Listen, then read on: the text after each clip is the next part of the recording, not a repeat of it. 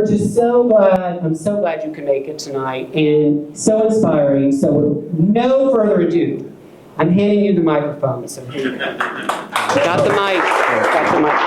Thank you. Good evening. Good evening. Good evening. Okay, listen, I grew up in a black church. I got to hear somebody say something to know I'm in the right place. So I want to thank you so much for being here. And I want to thank you to your incredible chair, to your state chair, Kendall.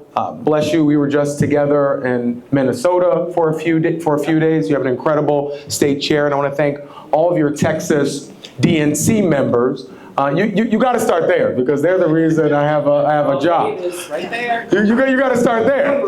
And so you got to remember who brought you to the dance. And so you pick the best DNC members. They make the best choices. And let me also just thank your rep. Thank you so much. You know, I've been saying this for a while, and I think all of you know it is fundamentally true that to be in public office, it requires a lot of things. But the number one thing it requires is courage. It requires courage. And what you all did, what Texas Democrats showed in the House, is the courage that it is going to take to make sure that this experiment in democracy, and this is an experiment, that it doesn't die on our watch. That we don't say to the next generation, well, sorry, it was too hard. Sorry, we were just too tired. Sorry, you know, our nominee just didn't laugh the way that we liked. You all stood up and you inspired this entire country. So God bless you for what you did. Thank you. That is a big deal, what you did. And you all understand it. Because one thing to go and give a speech, it's another thing to leave and to take on personal fines every single day, to leave your family, to leave your job, to have the FBI and the governor and everybody else coming after you. And we cannot forget what you did, what your colleagues did, what Leader Wu did. And we're damn proud to have Leader Wu also with us at the DNC meeting, so that we as the DNC could thank and honor what Texas did. And Texas is a prime example of where we find ourselves, and I don't think what I'm about to say is any huge revelation to any of you.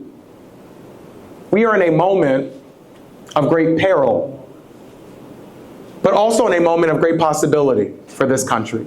I truly fundamentally believe that. Now the peril is easy to identify, and it gets all the news. Because the peril is clear.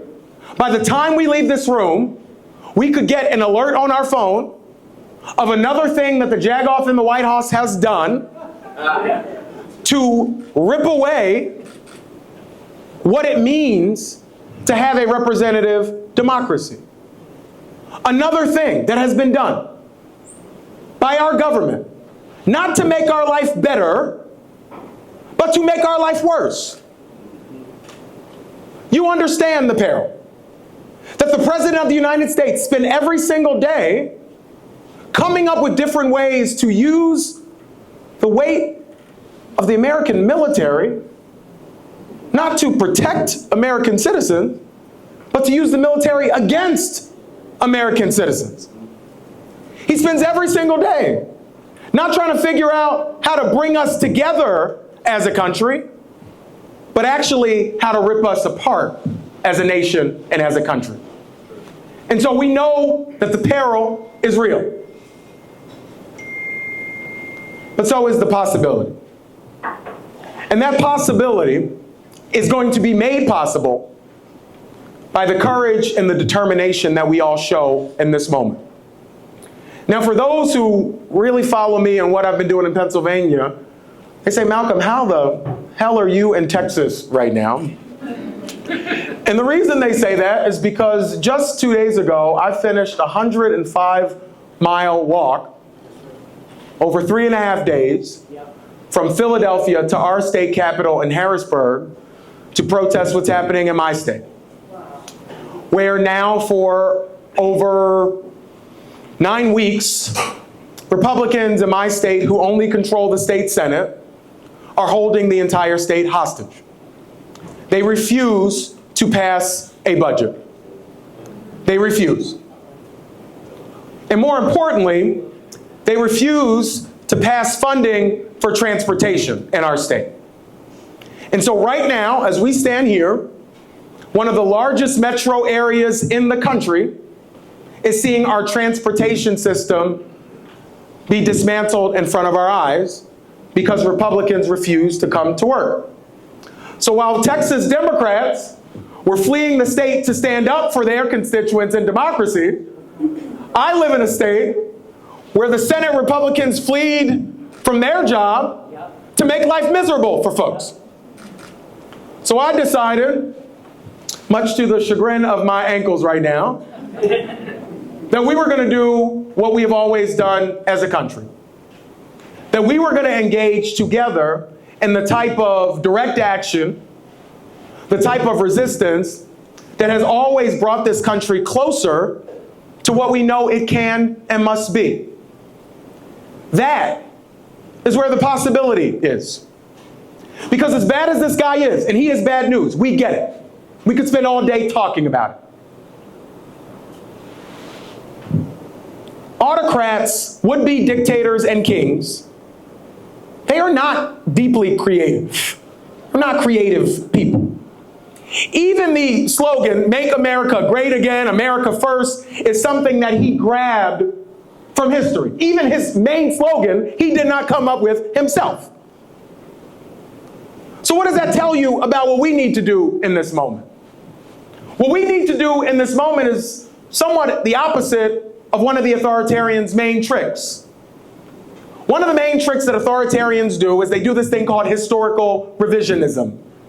There is a reason and there is a strategy to going after the Smithsonian, to banning websites, to getting rid of anybody in government who knows a damn thing about anything. There is a reason that they do that. There is a strategy that is at play. And so we need to engage in that same sort of strategy, because one of the things that happens for folks like us who aren't trying to erase history, sometimes we misremember it or we flatten it. Because it is easy to tell the story of something when you make it about one or two main characters. That is how people tell stories often. And so it is easy to tell the story about what happened here in Texas. Years from now, they'll talk about a couple of people that broke quorum. And nothing against anybody, but that's how they will tell the story.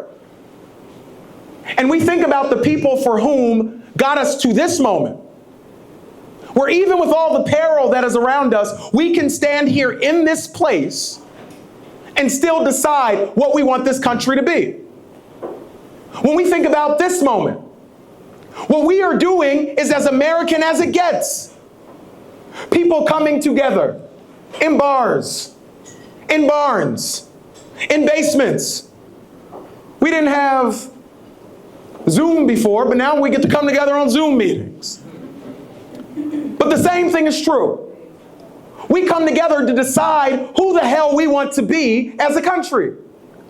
And then what we are willing to do to take those things that we talked about from idea to reality.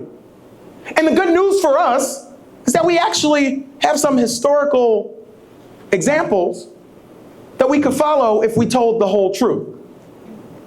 You know, I think often, and I have been comforted by our history, because I know we are not the first to have to go up against a guy that wants to use troops against peaceful protesters. It's not the first time that happened. James Baldwin, one of the best thinkers of all time, has a quote that I will summarize very poorly, where he says it is easy to think about what happens in your life and how tough things are, and then you read. And then you read. And you recognize that humans treating other humans like crap, that's as old as the day is long. But people fighting back, deciding that we don't have to live in neighborhoods and communities where we are in constant battle with each other, that's also as old as the day is long as well. So I think often about the suffragettes. Now, it's easy when you tell that story in retrospect to say, well, Susan B. Anthony, she fixed it. Women couldn't vote. She got in there and she fixed it. You all know that's not the history. Women across this country got together, and they didn't even have the right to vote. But they got together. They engaged in hunger strikes. They engaged in direct action. Some of them tied themselves to the fence of the White House because they understood that this country could never be what it must be if half of the damn population didn't have the ability to fully and equally participate. That's what they did when the time was called upon for them. Certainly, I'd have to think about, when I get to kiss my husband goodbye, about the folks who stood up in this country to make sure that I could actually be with the person who I love. Now, it's easy to take the story about that and turn it into a story about one brick at one bar one day. But as important as Marsha P. Johnson and Sylvia Rivera and so many were, the actual story of that are folks fighting back over and over and over again. Fighting back at lunch counters, fighting back at bars not named Stonewall. But even after the Stonewall riot, folks showed up day after day after day, protesting what happened, leading to what we now know as the LGBTQ rights movement, what they called then the gay liberation movement. But it was never about one person, one brick, one bar, one cop, one day. Folks showed up. And I know that none of us can forget, and I hope just a couple of weeks ago you stopped and took a moment to think about John Lewis on his birthday, which we affectionately call Good Trouble Day. Yeah. 60 years ago, you might remember, a bunch of folks marched across the Edmund Pettus Bridge. Now, as many of us remember that story, rightfully we think about the great John Lewis. Maybe on Jeopardy, people can name a couple other folks who were on the front of that line. But the truth is, there were over 600 people on that bridge that day. Folks who understood what many of you understood, what Texas House Democrats understood, that by showing up on that day, it was going to cost them something. There were people who showed up on that bridge that day understanding that they were never going to be able to go back to their neighborhood because people were not happy about what they did. If you look back at the polling, what the poll said about the civil rights movement at that moment, you would have had Harry at the board on CNN saying, well, Democrats might not want to do the whole civil rights thing. The polling is saying it's not doing well.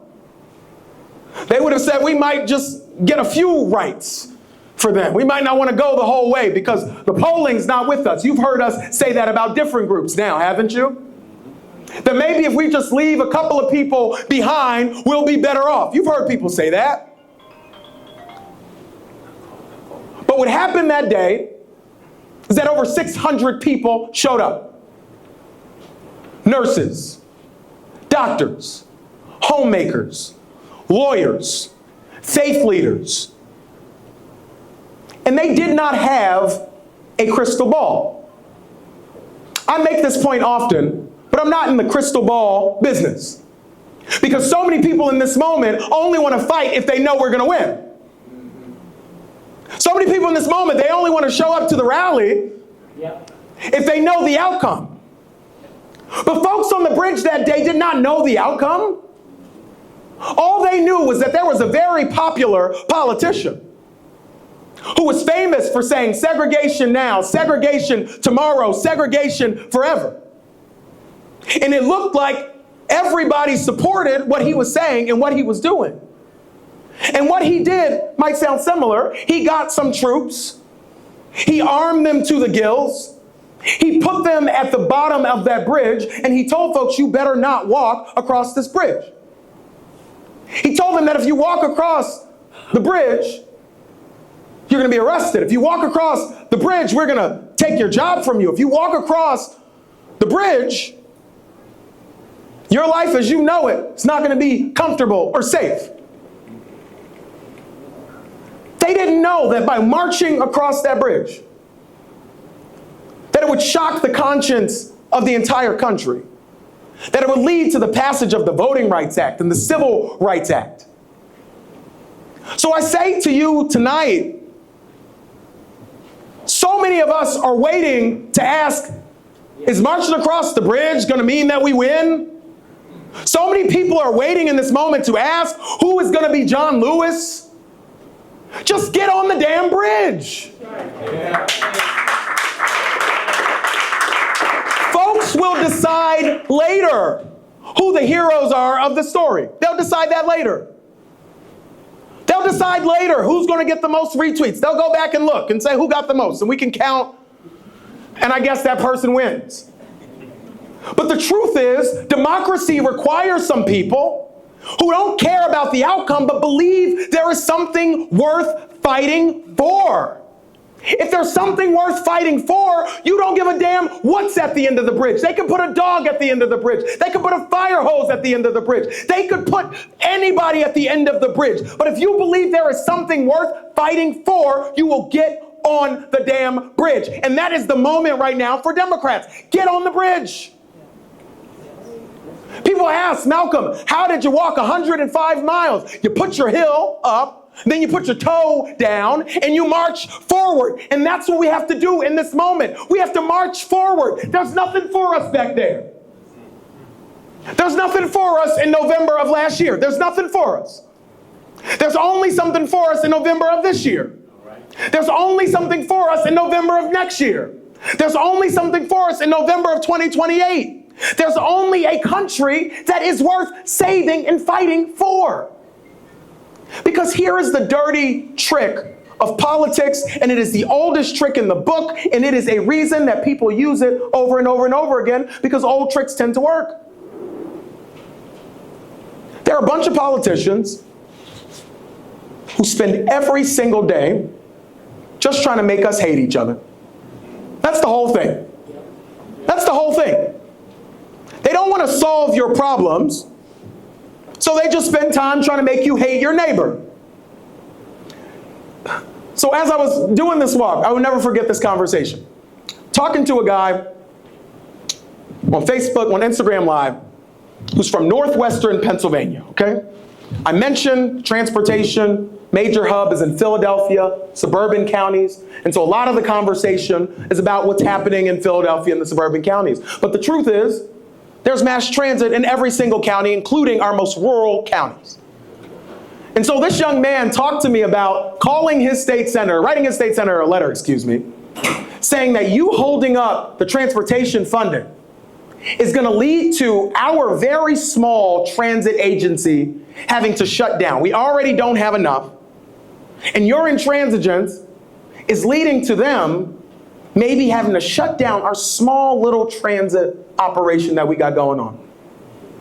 The state senator sent him a letter back, not responding to his concerns about the small transit agency that was on the brink of shutting down. He responded by saying, well, I voted against sending more money to Philadelphia and to SEPTA. Crazy. So you hear the trick there. The trick was, I have no interest in solving your problem, but at least I didn't solve the black folks' problem somewhere else. I have no interest in making your life better, but at least I made life better for some immigrant who's coming to this country for a better life. I'm not going to make your life better, but I'll make life better for a brown person who I can demonize and try to blame for all of your problems. That's what's happening in this country right now. The price of eggs is not down, it's up. But you know what? He's made life miserable for a bunch of folks. And maybe for a bunch of folks who you don't think are great folks. That is the oldest trick in the book. And so there is a reason. Somebody asked me, how are we going to win in rural areas, in Texas and everywhere else? A big part of it is showing up. I had a teacher, Dr. Williams Witherspoon, who said, Malcolm, showing up is 70% of your grade. And the truth is, Democrats have failed because we've not gotten the 70% right. Because there is an old, tired strategy that says, well, if we didn't win in that area before, then that area is not worth investing in. And then we don't win in that area, and then that justifies the lack of investment that we made. Well, you know what? You're damn sure not going to win if people don't know you and somebody else gets to tell your story. So there is a reason that a black guy with locks spends a lot of time in rural areas. I do. And I know people are like, Malcolm, you sure you going there? By yourself? You gonna be all right? And then you have people, when I get to that rural area, if I'm a couple of minutes late, they say, Malcolm, you made it out of Philadelphia alive? I heard it was so dangerous. But I will tell you this. There is not a place I go where there are folks who don't wake up in the morning and, if they are really lucky, get to look over at the person that they love best in the world. And if that person decided to start a family with them, they get to maybe walk down the hall, if they're lucky, and open the door and see the greatest gift that that couple was ever able to get, and hope that their life is a little bit better than it was for them. And if they're lucky, they get to open the door of a house that they could afford in a neighborhood that is safe and send that special gift to a good, fully funded public school. Not a voucher scheme, but a public school. And then that kid gets to have a high-quality education that puts them on a path to get a family-sustaining job of their own and hopefully find the person that they love best in the world and get their own home. And then you get to retire with a level of dignity and decency in the home where you raise that gift. What we are fighting for as Democrats is actually not that complicated, and I certainly am not going to spend 4 years, 4 minutes, 4 months somehow apologizing for being a Democrat and believing that people ought to have one good family-sustaining job, not 2 and 3 and 4 jobs. I'm not going to apologize for that. I'm not going to apologize for believing that in the greatest country to ever exist, that if somebody gets sick, they ought to be able to go to the damn doctor. Yep. And you know what? What if they could fill the prescription when they leave the appointment? I'm not going to apologize for believing in good public schools and that folks can go to a trade school or community college or a 4-year institution and do it without having enough debt that cripples them for the rest of their lives. I'm not apologizing for that. I'm not apologizing for believing that Social Security is not a Ponzi scheme and that we ought to protect it for this generation and for the next. And I'm damn sure not apologizing for believing that in this country, people ought to be able to pick their elected officials. Elected officials ought not be able to pick their voters, and that one vote should be for one person, that vote should count, that people should accept the outcome of the election. And so in this moment, yes, Democrats, we lost an election. We were all there. We saw it.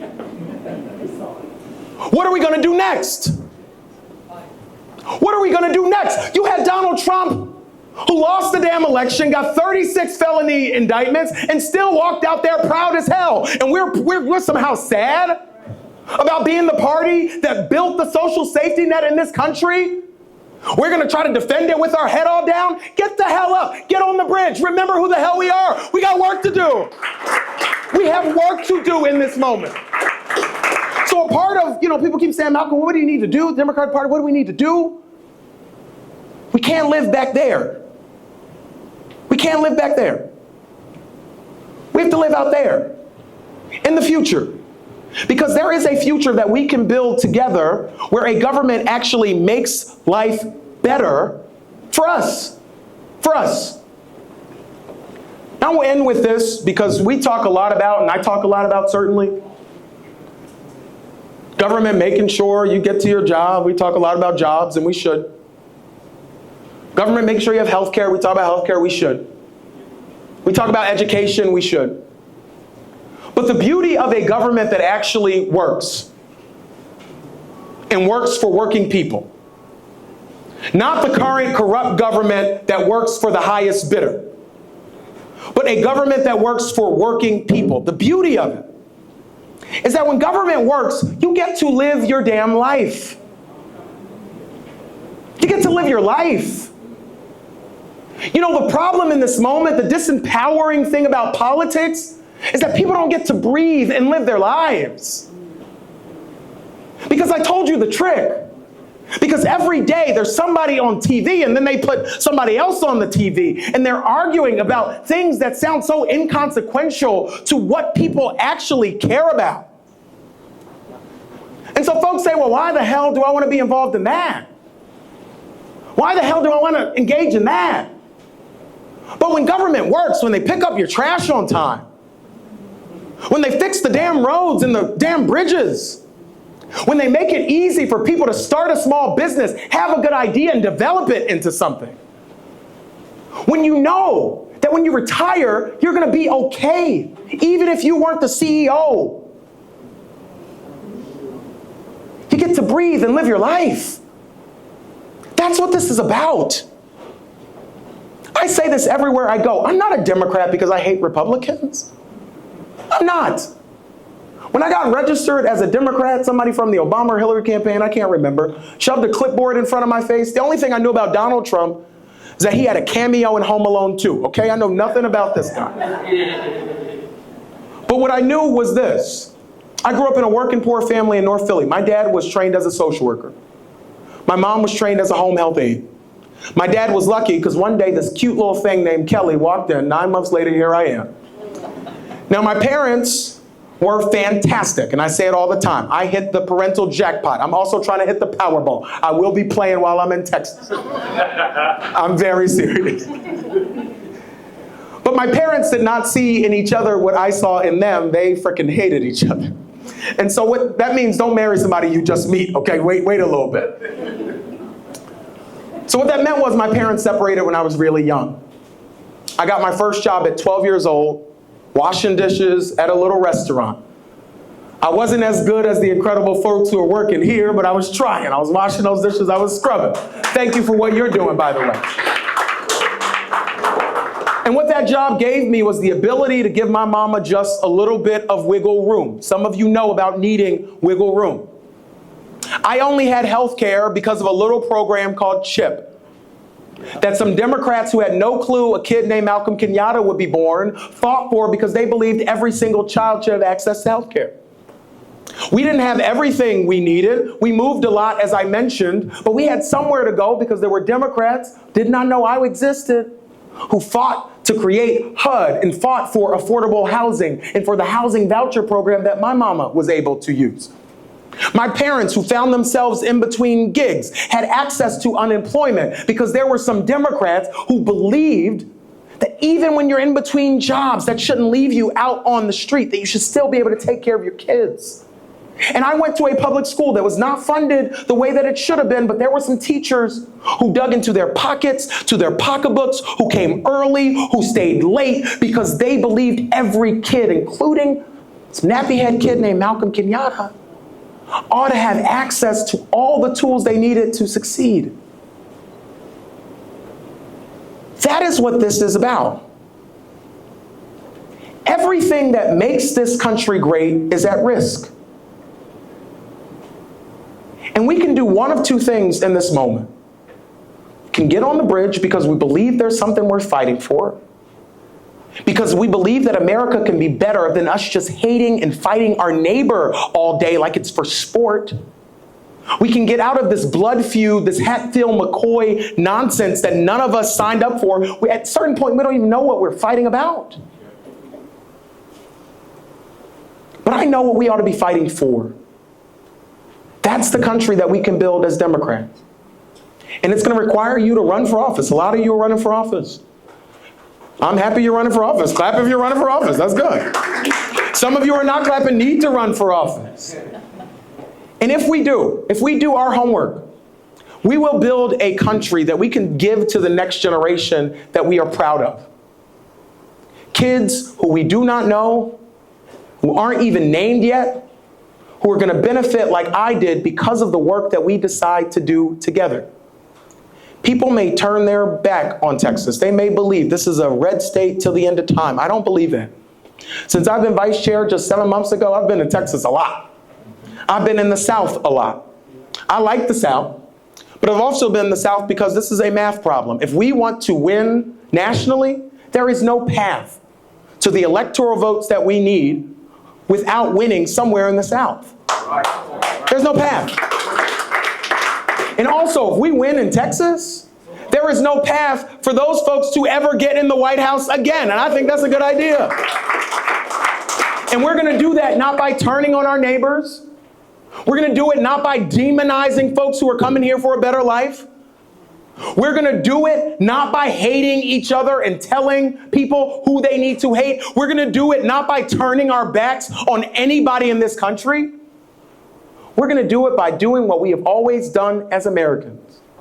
Getting on the damn bridge, remembering what we're fighting for, and then making life better when given the opportunity to serve. So I want to thank you all for what you are doing. Thank you all for believing in Texas. Thank you all for believing in this country. Now let's go win some goddamn elections. Thank you guys. Thank you.